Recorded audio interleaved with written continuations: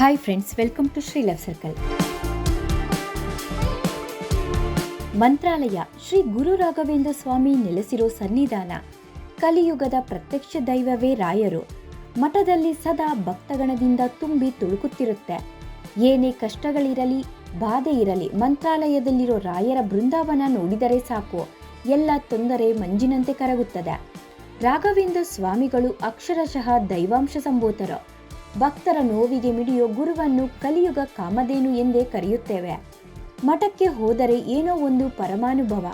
ಜಾತಿ, ಧರ್ಮ, ಮತ, ಕುಲ ಅನ್ನೋ ಭೇದ ಭಾವವಿಲ್ಲ. ಸಜ್ಜನರ ರಕ್ಷಣೆಗೆ ನಿಂತ ಪರಮಾತ್ಮ. ಕಲಿಯುಗದ ದೇವರೆಂದರೆ ತಿಮ್ಮಪ್ಪ, ಗುರುಗಳೆಂದರೆ ಮಂಚಾಲೆ ರಾಗಪ್ಪ ಅನ್ನೋ ವಾಕ್ಯ ಎಲ್ಲರೂ ಕೇಳಿದ್ದೇವೆ. ಮಂತ್ರಾಲಯಕ್ಕೆ ಹೋಗೋ ಭಕ್ತರು ಅಲ್ಲೇ ಬಿಚ್ಚಾಲೆಗೂ ಹೋಗಿ ಬರುತ್ತಾರೆ. ರಾಯರ ಬೃಂದಾವನದಲ್ಲಿ ಎಷ್ಟು ಪವಾಡವಿದೆಯೋ, ರಾಯರಿಗೆ ಸಂಬಂಧಿಸಿದ ಬಿಚ್ಚಾಳೆ ಗ್ರಾಮದಲ್ಲೂ ಅಷ್ಟೇ ಪವಾಡಗಳಿವೆ. ಈ ಗ್ರಾಮದಲ್ಲಿರೋ ರಾಯರ ಏಕಶಿಲಾ ಬೃಂದಾವನ ಜೊತೆಗೆ ಬಿಚ್ಚಾಳಮ್ಮ ದೇವಸ್ಥಾನ ಸಹ ತುಂಬಾ ಮಹಿಮೆ ಹೊಂದಿದೆ. ಬಿಚ್ಚಾಳಮ್ಮ ದೇವಸ್ಥಾನ ಕಟ್ಟಡ ನಿಜಕ್ಕೂ ಅಚ್ಚರಿಯ ಆಲಯ. ಇತ್ತೀಚೆಗೆ ನಿರ್ಮಾಣವಾಗಿರೋ ಈ ವಿಶೇಷ ದೇವಸ್ಥಾನ ಕಲ್ಲುಗಳು ಎರಡು ಅದ್ಭುತ ಪದಾರ್ಥಗಳ ಮೇಲೆ ನಿಂತಿದೆ. ಬಿಚ್ಚಾಳಮ್ಮ ದೇವಸ್ಥಾನ ರಹಸ್ಯ ಏನು, ಏನಿಲ್ಲಿನ ಪವಾಡ ಅಂತ ಈ ವಿಡಿಯೋದಲ್ಲಿ ನೋಡೋಣ. ವಿಡಿಯೋ ಸ್ಕಿಪ್ ಮಾಡದೆ ನೋಡಿ. ಹಾಗೆ ನಮ್ಮ ಚಾನಲ್ನ ಇನ್ನೂ ಸಬ್ಸ್ಕ್ರೈಬ್ ಮಾಡಿಲ್ಲ ಅಂದರೆ ಈಗಲೇ ಸಬ್ಸ್ಕ್ರೈಬ್ ಮಾಡಿ.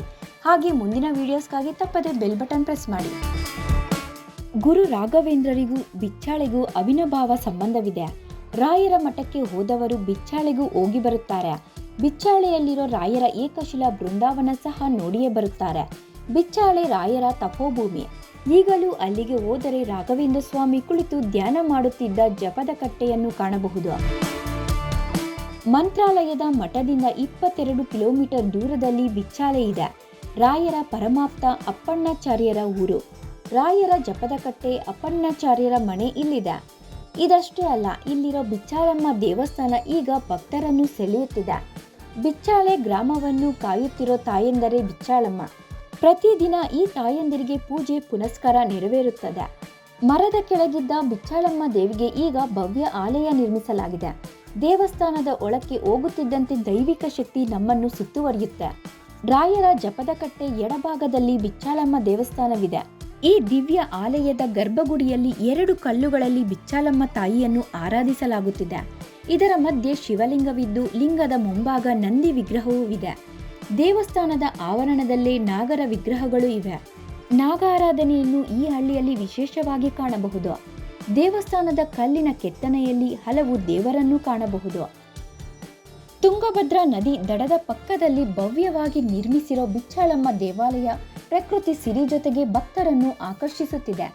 ಬಿಚ್ಚಾಳಮ್ಮ ದೇವಸ್ಥಾನ ಎಲ್ಲ ದೇವಸ್ಥಾನದಂತೆ ಕಾಣುತ್ತದೆ.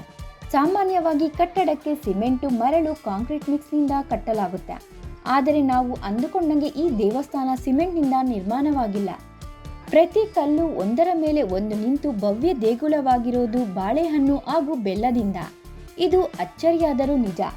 ದೇವಸ್ಥಾನಕ್ಕೆ ಸಿಮೆಂಟ್ ಬಳಸಿಲ್ಲವಂತೆ. ಬಾಳೆಹಣ್ಣು, ಬೆಲ್ಲದ ಮಿಶ್ರಣ ಮಾಡಿ ಕಲ್ಲುಗಳನ್ನು ನಿಲ್ಲಿಸಲಾಗಿದೆಯಂತೆ. ಸಂಪೂರ್ಣ ದೇವಸ್ಥಾನ ಹೀಗೆ ಕಟ್ಟಲಾಗಿದೆ. ದೇವಸ್ಥಾನದಲ್ಲಿರೋ ಸೂಚನಾ ಫಲಕ ನೋಡೋವರೆಗೂ ನಮಗೂ ಈ ಬಗ್ಗೆ ತಿಳಿಯಲು ಆಗಲ್ಲ. ನಾವೆಲ್ಲ ಎಷ್ಟೋ ದೇವಾಲಯಗಳ ಅಚ್ಚರಿ ವಿಷಯ ತಿಳಿದಿರ್ತೇವೆ. ಅದರಲ್ಲಿ ಈ ಬಿಚ್ಚಾಳಮ್ಮ ದೇವಸ್ಥಾನ ಒಂದಾಗಿ ಸೇರ್ಪಡೆಯಾಗುತ್ತೆ. ಪ್ರಸಾದವಾಗಿ ನೀಡೋ ಬಾಳೆಹಣ್ಣು, ಬೆಲ್ಲದ ಸಿಹಿಯಲ್ಲಿ ದೇವಸ್ಥಾನ ನಿರ್ಮಿಸಿರೋದು ಅಚ್ಚರಿ ಸಂಗತಿ. ನೀವು ಈ ಬಾರಿ ಮಂತ್ರಾಲಯಕ್ಕೆ ಹೋದಾಗ ಬಿಚ್ಚಾಳೆಗೆ ತಪ್ಪದೇ ಹೋಗಿ. ಅಲ್ಲಿರೋ ಬಿಚ್ಚಾಳಮ್ಮ ದೇವಿ ದರ್ಶನ ಪಡೆದು ದೇವಸ್ಥಾನದ ವೈಭವ ಕಣ್ತುಂಬಿಕೊಳ್ಳಿ. ಈ ವಿಡಿಯೋ ಇಷ್ಟ ಆಗಿದ್ರೆ ಲೈಕ್ ಮಾಡಿ, ಹಾಗೆ ಮತ್ತಷ್ಟು ಜನರಿಗೆ ಶೇರ್ ಮಾಡಿ.